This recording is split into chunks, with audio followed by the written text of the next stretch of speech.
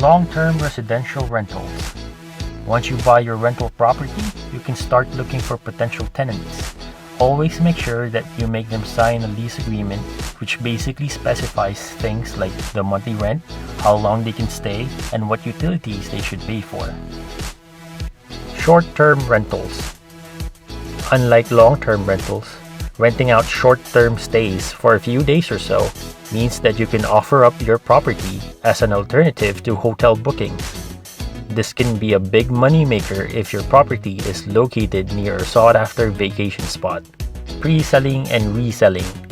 For more experienced real estate investors, reselling pre-sold properties can be lucrative by taking advantage of lower prices when buying pre-selling properties and then selling them in the future when prices go up. Real Estate Investment Trust allows the public to own shares of real estate properties such as a house and lot, rent-to-own homes, housing developments, and other big properties without having to worry about shelling out oodles of money and handling the day-to-day operations of these entities. Flipping. Flipping a house means that you buy one, make or provide renovations, updates, and add-ons, and then finally selling it all in a short time frame.